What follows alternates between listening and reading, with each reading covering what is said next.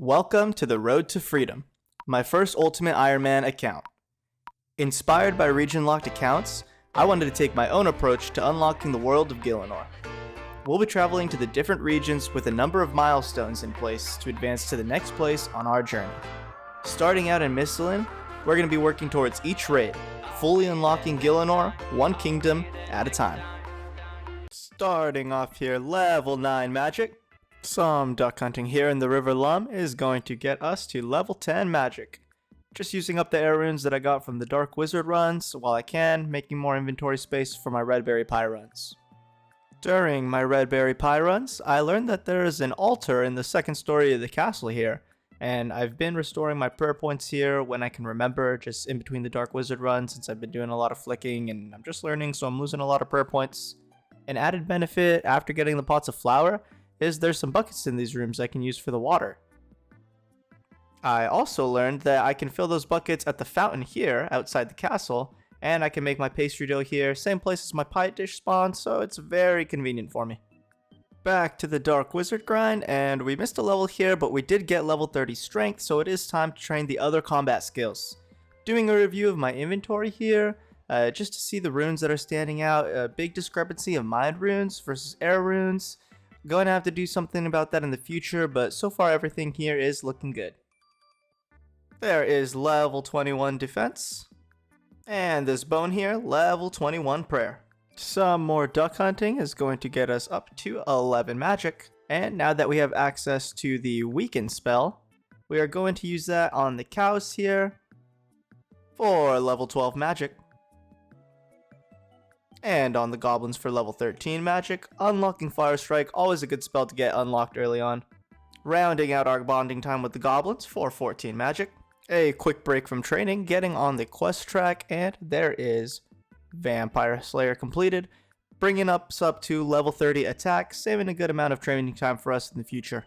Missed a prayer level, but it's there in the chat, level 22 prayer. And just cooking up some chickens here, we are going to be hitting level 25 cooking. It's going to be back to the Dark Wizard's training. We are able to cook salmons and stews now. And speaking of Dark Wizard training, there is level 24 defense. These chickens go way too quick. I was hoping that with some higher stats now it would be working for me, but no such luck. I'm eating through them. It's going way too fast. After 8 hours of Dark Wizards, we are entering the next and final phase of the grind for Mistlin. These are going to be our first steps in the Edgeville dungeon, and we are going to be spending a lot of time here. First things first with the Edgeville dungeon, you got to make sure that you run to the end, and you want to be grabbing the brass key, because like I said, we're going to be spending a lot of time here. We're going to need to be holding on to this for a while. And right there are my arch enemies. This right here is going to be the safe spot that I'm going to be using a lot. And the first thing that we're going to do is get rid of all the runes that we've accumulated during those Dark Wizard grinds. And let's see how high our magic goes. We have over 200 air and mind runes here. I'm going to take off the shield, get rid of anything that reduces my magic damage. I'm hoping for a good amount of levels here. I got 1, 2, 3, 4, 5, 6, 7 magic levels on the UIM. On the UIM. Wow. And these are going to be my last few casts of Fire Strike here, using up the last of our runes, and then it is going to be time to switch back to training melee. You would think that I've learned my lesson by now about chickens being absolutely useless when it comes to sustaining during combat training, but oh well, I guess not. So back to Lumbridge we go. I've got over 100 mind runes still, so I'm going to world hop this air rune spawn just so I can get rid of all of those. And we're back. And here we've got level 23 magic. And these are going to be the last couple of the errands that we're going to be casting for a long time. Before we go back to melee training, however, we do have a score to settle here in Varrock. This guy is way easier than 8-year-old me remembers him being, and Quest Helper is goated, let me tell you guys that. Dude, Demon Slayer complete, but this guy totally ruined my celebration. So with Demon Slayer done and our mage training behind us for the most part, I'm entering a phase where it's going to be a lot of melee training a lot of the time.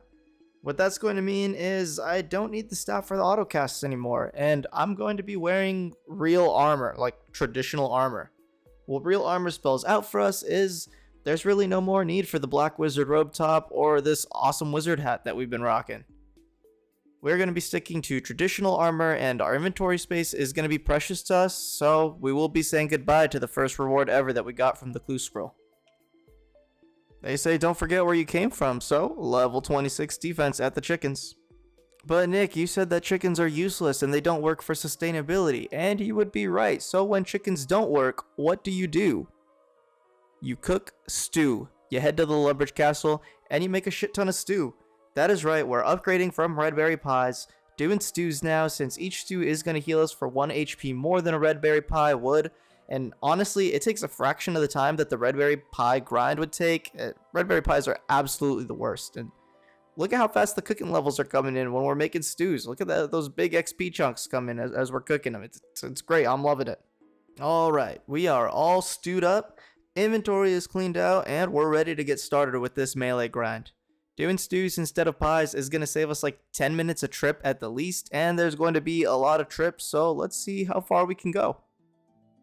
We got a quick hit point level. That is going to be hit point level 30 now. So we are working on hill giants mainly for a good source of combat XP, and the big bone drops is going to be really what helps us out to get to that 37 prayer level that we're working at. And there we go. That is another reason that we are training on the hill giants here. Do you guys see that drop?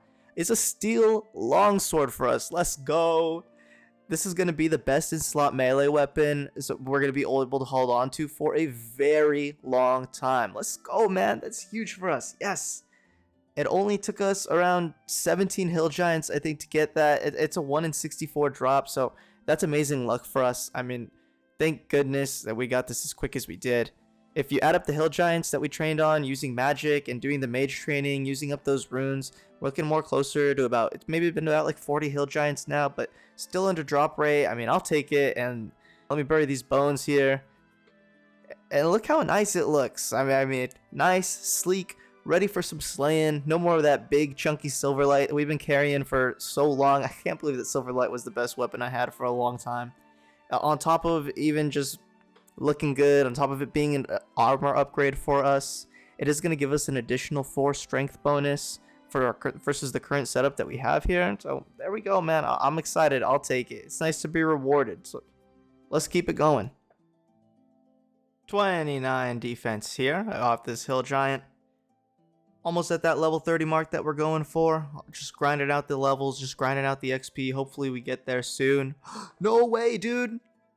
Yes. Oh, let's go. And on the level 2, that's even more exciting. We get the next upgrade for us here. Another reason that we've been going for the hill giants here.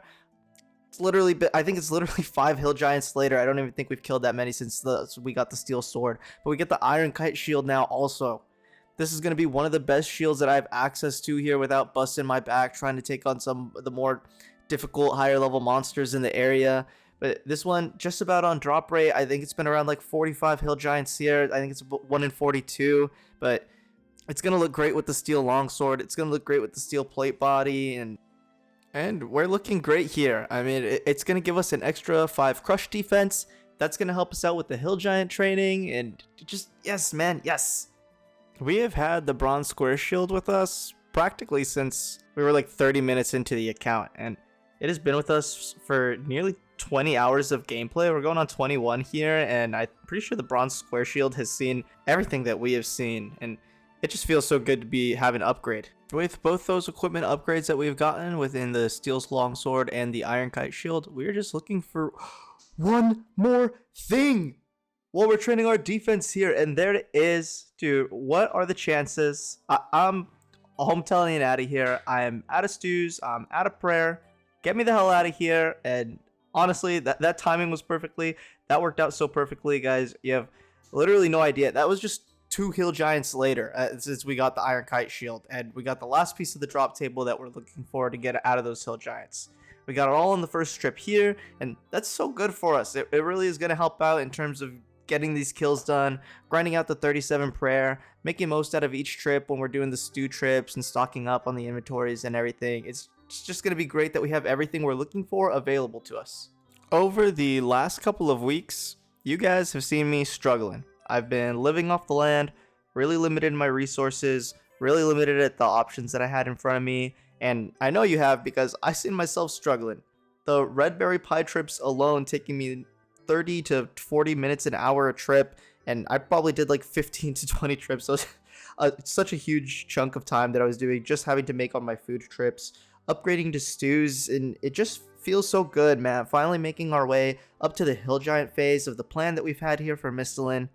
Our first trip up there, being able to get not only the steel longsword and the iron kite shield, but on top of it, we got the iron full helm. And it's literally just the destiny falling into place for us. And these are huge gains for the account in the early phases. We still don't have any pants, but I mean, we're rocking it with the black skinny jeans that we had from the get-go. It was supposed to take us close to double the hill giants that we've taken down up to this point to be able to get all this equipment, and I'm so happy to see everything just working out for us and seeing the plans that I've made come together. Our next step is going to be grinding out the giants, getting 37 per air, getting my combat stats as high as I can in the process because I'm going to have a long road ahead of me. To get ourselves to the next area of the account, I've got some plans ahead for myself, and I've got some plans for the next phases that I'm looking at here. I'm excited to step into these new journeys together. Thank you guys so much for watching. If you like the content, you want to keep up with our adventure, please make sure to subscribe, like the video, and me in this kick-ass armor will see you in the next one.